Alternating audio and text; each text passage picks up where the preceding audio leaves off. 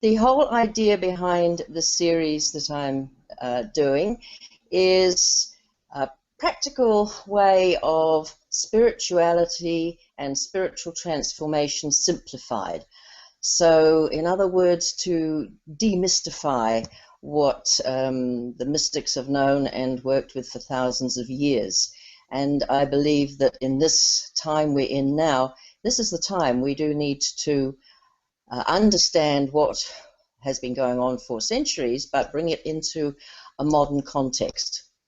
And so that is the purpose of this series. And today, the Ascension journey is what I'm going to be addressing, because Ascension has become a buzzword, let's say, in the New Age and spiritual circles these days.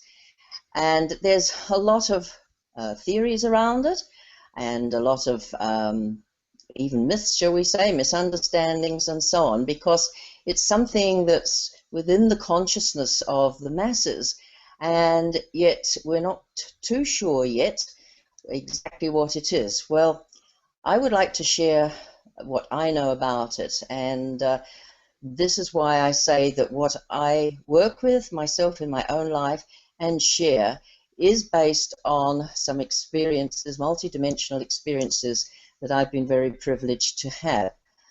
Back in the 1980s, I had been working on my spiritual self, my spiritual journey for 20 years by then. Not solidly, but once I got into meditation as being a necessary key, then of course things started happening. So a series of wonderful experiences started in the 80s. In one deep meditation, where I was again probably asking, well, what am I here for? What is it all about? How can I serve? Two light beings came and escorted me to what I would call the higher dimensions or the higher spheres.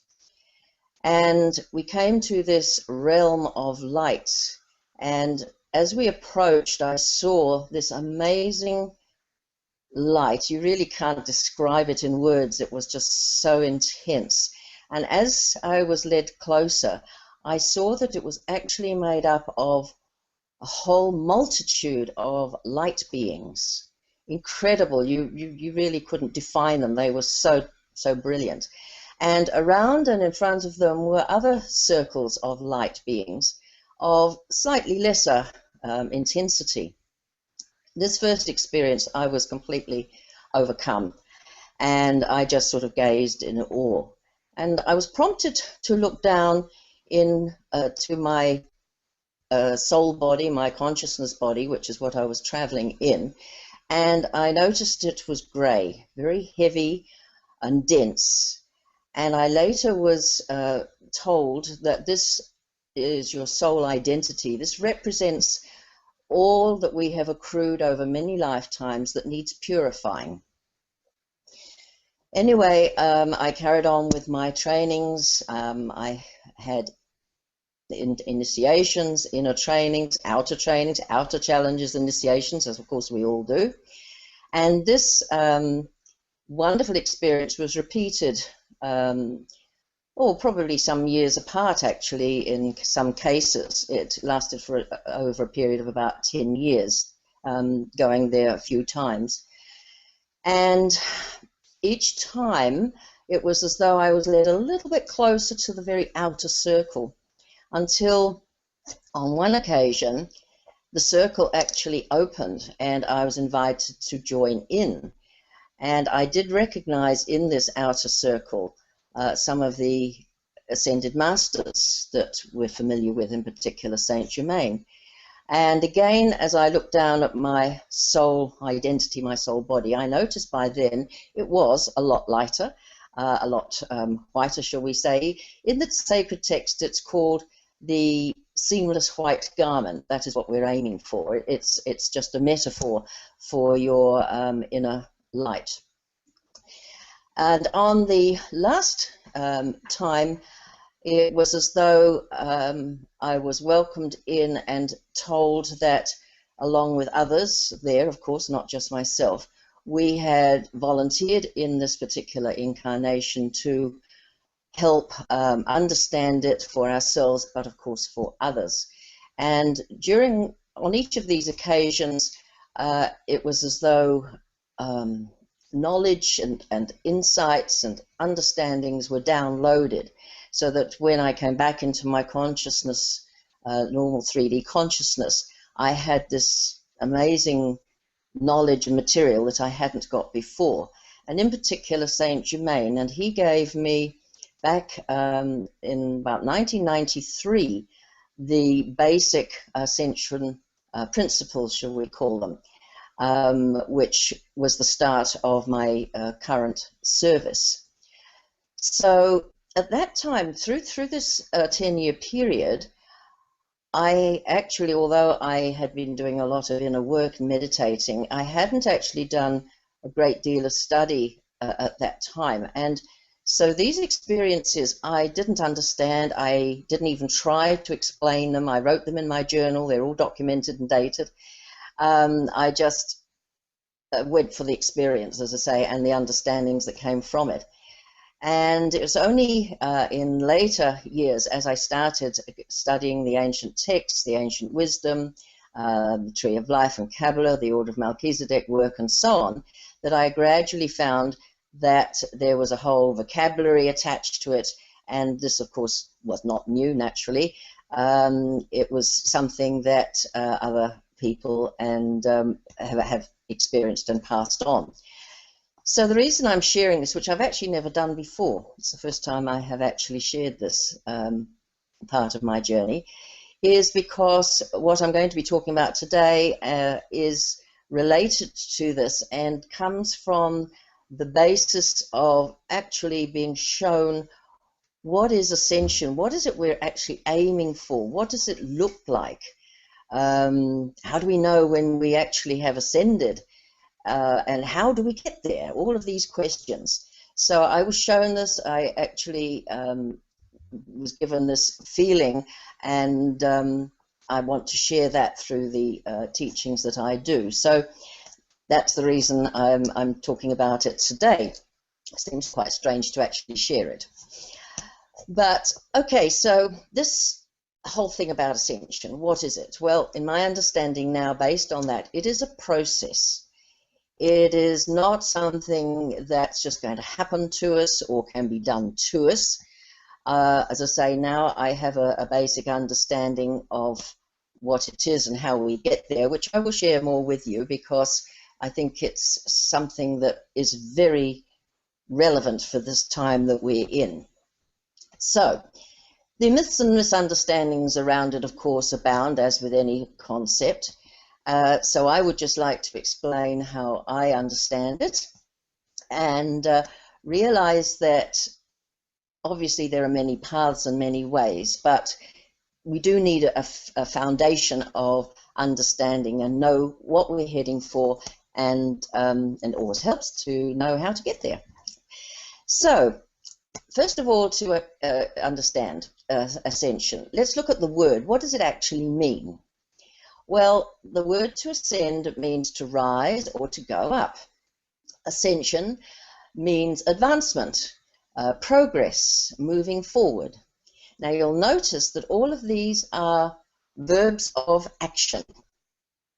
And that means, therefore, the action has to be done by me, by you, by the person who is wanting to achieve this advancement. No one can do progress or ascension for us. No event can do it for us. It's something that we are consciously participating in. So even when it was hoped by a lot of people that the December the 12th date, December 2012 date was going to perhaps be Ascension Day, well, think about it. Had that, obviously it wasn't going to happen, and it didn't. What about all the billions of souls incarnated on the planet right now who have no knowledge of this, and even if they did, wouldn't actually want to participate for whatever reason? What about the free will that each one of us has got? So obviously a mass thing like that wouldn't be feasible in my opinion. So, okay, what actually is it? It's a journey. So I'm sort of labeling these as fact one, fact two, just to differentiate them so you can see and keep up with me on this little journey of sharing. It's a journey. Okay, we say life's a journey from cradle to grave. And it is the same for our soul, except our soul journey, of course, comes from our many incarnations. Why do we do that? Well, it's a big question. But my understanding is that we chose from our higher self level to experience co-creating and experiencing in this third dimension, which, as we all know, is the densest and the most challenging, and therefore we can make the most spiritual progress. Okay, so if it's a journey, what is common to every journey? It has a destination, and it also has a goal or a reason for doing the journey. So the destination of ascension, what is it we're ascending to? What is it we're advancing or progressing or rising up to?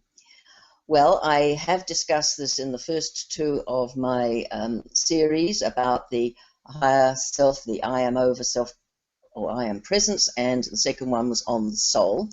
But I just will recap very briefly now for those who maybe haven't heard that, just so they know where I'm coming from on this. So it's my understanding that from the Godhead was emanated what we call our I am presence, from the Aya Asha Aya, which is I am that I am, the Godhead. And all the I am presences, our higher selves, it goes, in my understanding, by many names. I am, over self, original, pre-existent light body, and so forth. And then this higher self, our higher divine, it's our divine self, our true self, our authentic self, wanted to, or volunteered, shall we say, some people say this is an experiment on the earth, feels like it at times, volunteered to come here to experience. Well, the higher self, or the I am presence, obviously is in a sphere which is untouched by anything we do here, fortunately, and doesn't come down into this frequency. So it emanated, every I am presence emanated like a reflection, a lower counterpart, which we call soul. And in the soul is carried the divine spark, that divine essence from our higher self. And then the soul, for each lifetime that we come here, clothed itself in the appropriate body, came into the appropriate setting and family and so on, karmically, for that next life experience. You could say it's a little bit like an actor who goes from play to play, or I like to call our lives here soap operas, because indeed when you look at them, isn't that what they tend to be? And so for each soap opera or each play, we require a different set of costumes and a different setting, a different country, a different culture, and so on. So the soul's going through, journeying one after another, gaining experience, gaining learning, and waking up to, oh, well, this isn't what it's all about, this 3D dimension. There's a lot more. And that's the awakening journey, of course, that I'm sure all of us who are joining together right now are very aware of. Okay, so it's as though, with all these soul experiences, the soul has become, I won't use the word polluted, but weighed down with a lot of negativity and mistakes we've made, karma, if you wish to call it that, and so forth, in our experiencing. And so it's like the soul has gone into lockdown. By that I mean, ready for the next lifetime, it has to come back to work on things that have been started and not finished before, or balanced, or healed, or let go. I call it unfinished soul business very quickly. So we continue to do this until we come to the point where a lot of us are now, that we're waking up and saying, there must be an end to this journey, surely. I have done it so many repeated experiences, when do I ever reach the destination? And it's once you come to that sort of feeling that you start thinking, okay, so what is it going to take to get me to my destination? And it doesn't mean that even when we've achieved the destination of ascending out of the soul will ascend into reunification with the light body, its higher counterpart. It doesn't mean that you won't come back to the earth if you choose, but that's the difference. We will have choice because we are clear of all energetic attachments, psychic attachments that the soul had. We've purified it enough, and then we can choose. Do we want to come back and serve? The difference being that if we do that, we will come back with full awareness. Won't that be wonderful? Because it's often crossed my mind in the early days, well, why do I keep forgetting? I've learned things in past lives, and then I forget it all, come back, and have to try and remember it and carry on from there. And for some lifetimes, it takes a whole lifetime to remember, or not at all. So the difference is, and this is what any ascended master will do, is to come back because they choose to, with full knowledge, with full mastery, in order to serve, pure and simply.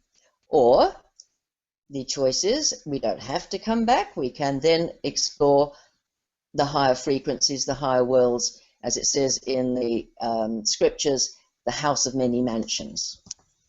Okay, so that's the premise that I work from and was shown and given a glimpse of.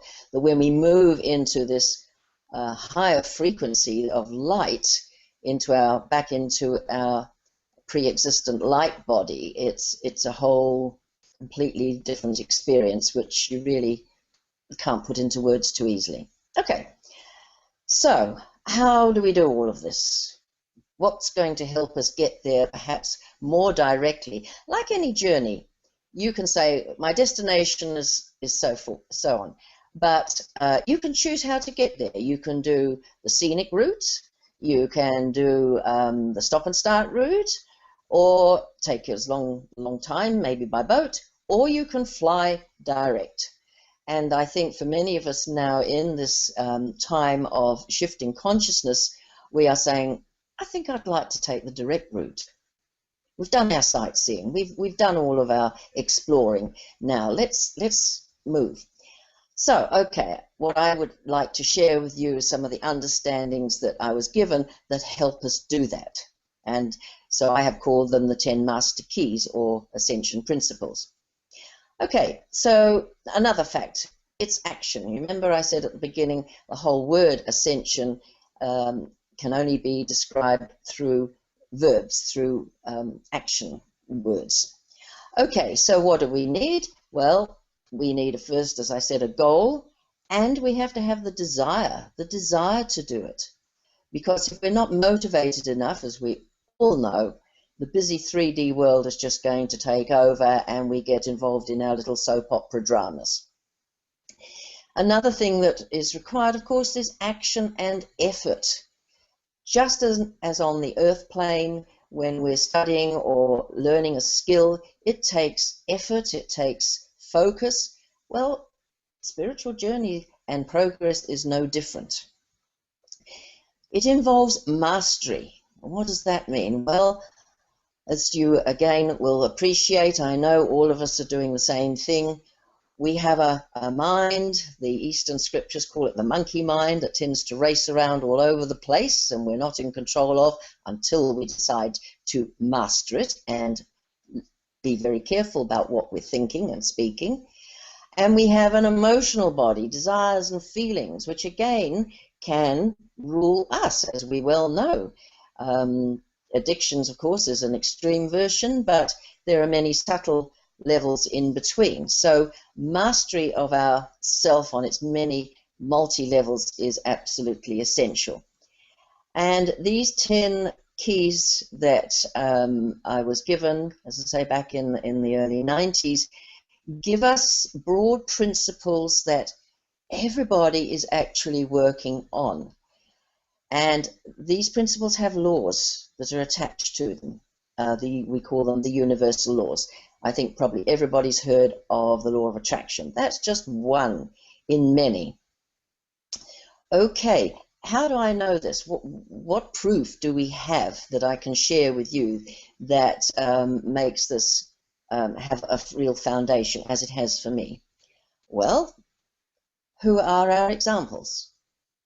The most well-known, of course, is Jesus, who ascended. It says in the scriptures, he died and then he ascended after 3.5 days.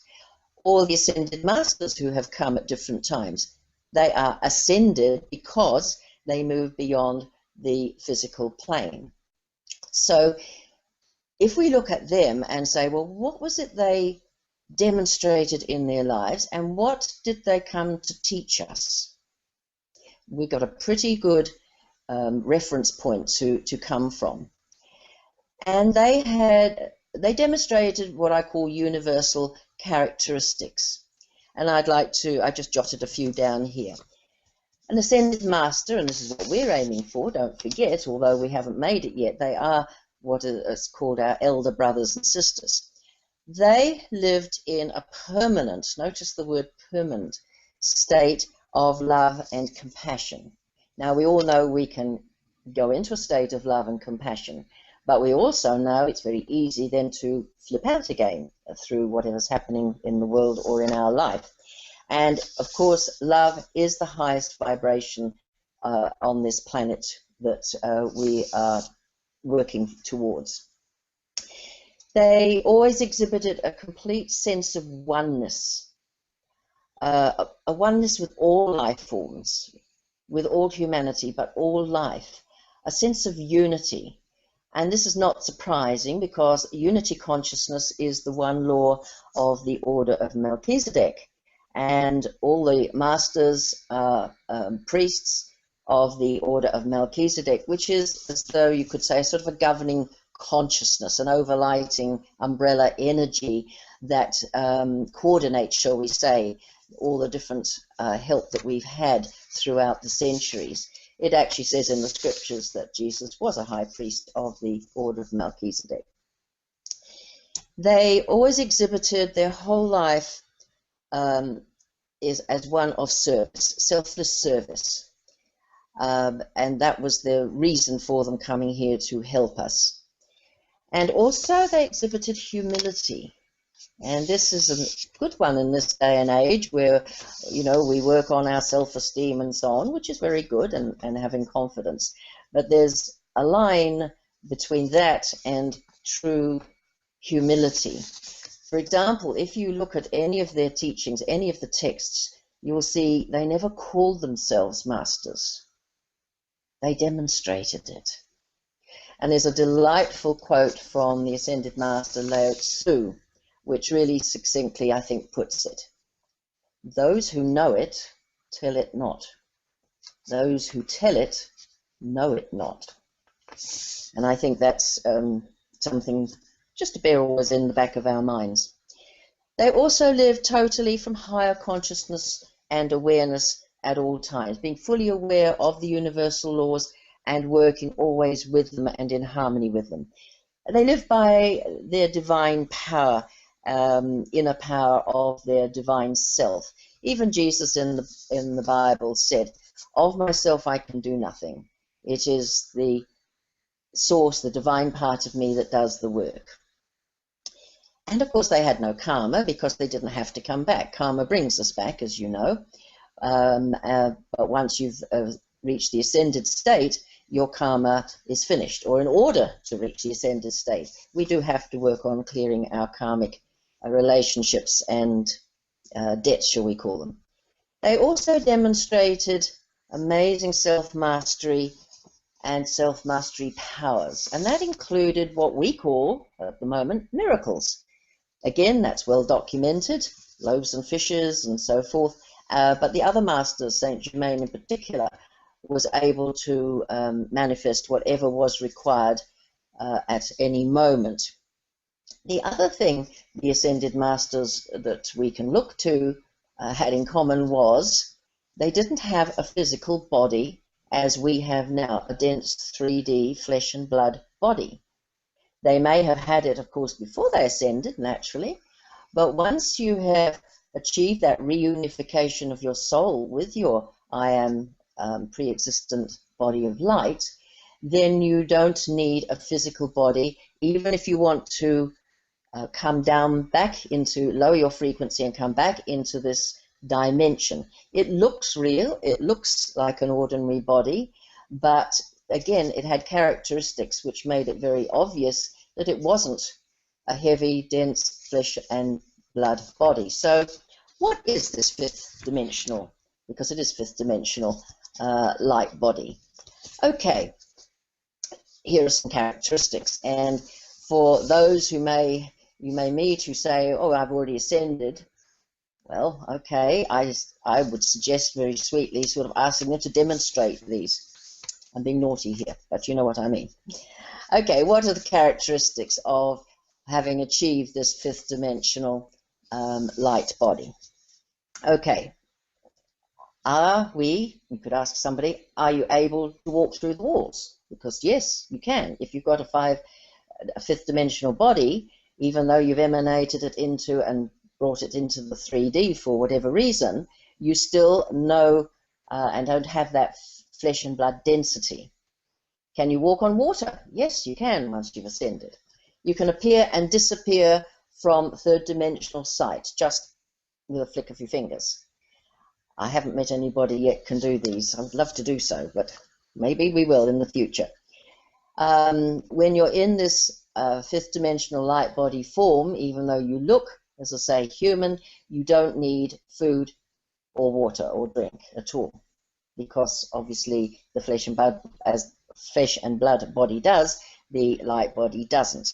Of course, it never ages, never gets sick again, and never dies. Saint Germain was well documented, for example. He was one of the last masters that we know of who came into incarnation to serve. And he was documented, and this is with historical documents, not by hearsay. This was actually in historical documents of Europe, of the courts in the time of Louis XV, for example. And he was seen over a period of at least 300 years in all different parts of the world. He could speak any language he chose, but he always looked the same. He always looked roughly about 40, in perfect health and vigor and so forth. But he was never seen to eat. He never joined in meals with people, which is, again, one of the things I mentioned just now. An ascended master or an ascended being can travel by thought alone. You just think where you want to go and you're there. Oh, wouldn't that be wonderful? Especially if you've got this long traveling distance from here in New Zealand. We have probably the furthest to go if we want to reach many of the main continents in the world. You can heal others, of course, with a touch. Jesus showed that very, very clearly. You can manifest anything instantly, just like that. And it comes into actually a physical, dense form. That's the interesting thing, because once you have reached this ascended state, you understand the laws, I guess science would call them quantum mechanics, quantum physics, and so forth. And so you just work through them, with them, and transcend them where necessary. So I think you can get the picture that it's quite a different state to be in than we're currently in. Okay, so of course that brings us now, how are we going to do all of this? Well, as with all things, it's a step-by-step process. So if we relate it to an ascension journey, which is how I like to relate it, it means that maybe there's a map somewhere. And what I've been gifted with is a way to help people find their own map. It's like a soul map, because the soul has a plan for each lifetime in coordination with your higher self. What is it you want to achieve this time? And so it has like a map, if you like, of, well, this is what we're going to work on in this next incarnation. And I have been given ways to share with people where they can find their own map, even reading some of the key points are encrypted in your date of birth if you're reading it not purely from a numerological viewpoint, but from a higher intelligence viewpoint. So these principles I've mentioned before give us like signposts or intermediary destinations along the way, and they can help us go from point to point. I always think that our spiritual journey is a little bit like a spiritual treasure hunt. You have to go and find one clue. When you open it, that will give you the instructions where to go for the next clue, and so forth. It's an ongoing thing. One thing builds, of course, on another. Nothing is separate, as we well know. And I'd just like to mention here that Ascension, the focus on Ascension that we have now, is not for our body to ascend. Now, yes, there have been cases where this has occurred. In other words, not going through the death process. Elihu from the Bible, or Elijah, was seen to ascend. Enoch did, and there have been records of other very evolved beings being able to do this, but this is not the norm. Basically, it couldn't happen anyway unless your soul, as I mentioned earlier, was purified enough and free of the third dimension in order to reunite with your higher self or your pre-existent light body. So basically what we're focusing on, as I said before, are these soul lessons. It's as though we've got gates on the soul that lock us down on this journey, and as we go through the journey, we need to unlock these gates, and then we can throw open the door to our fifth dimensional higher self. So these are some of the principles, and I'm going to share this in part 2. I'll be a little bit more specific and take you through some 1 or 2 processes that will help you understand and start really working on some of these levels of purification, shall we call them.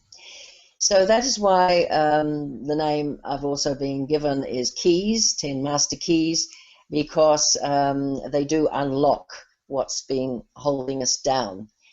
And there are 10 main ones, but there are 2 extra ones, and they're the keys of Michael and Melchizedek. So that gives us 12, and then in many mystery schools of the past, it always was 12 plus 1. The plus 1 is your destination, your higher self, your goal.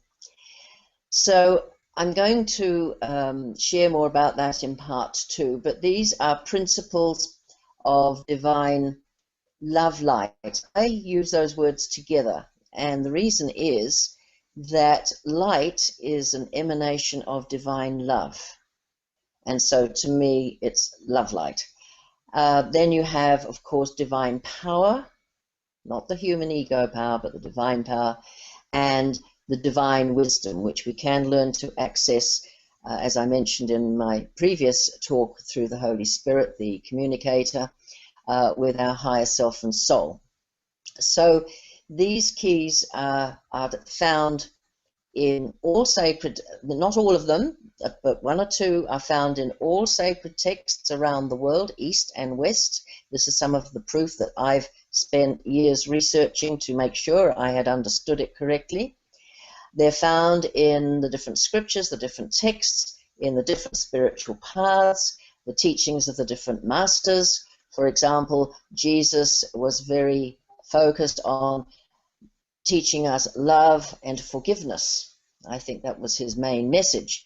The Buddha, for example, focused a lot on non-attachment and clearing karma. And so you'll find these different keys throughout, as I say, the world. So they're not man-made, they are basic foundations for all mystical and spiritual traditions. So I'm working this year to get these available online as a course, which will be an audio course along with PDF. I'm also being guided apparently to put it into a book form, so it will be ebook. Looks like I've got another busy year ahead. So if you're interested to know when these become available, always go to my website, which is www.ominternational, that's ominternational.co.nz. And if you want to join up for the newsletter there, of course, I post things on that telling people what's currently happening. So I look forward to meeting with you again on part 2, and I'd just like to finish today, and thank you very much for joining me, with a blessing in the original divine language of light. Kadosh, Kadosh, Kadosh, Adonai Savayot. Kadosh, Kadosh, Kadosh, Adonai Savayot. Kadosh, Kadosh, Kadosh, Adonai Savayot. We are one and we are blessed. Thank you.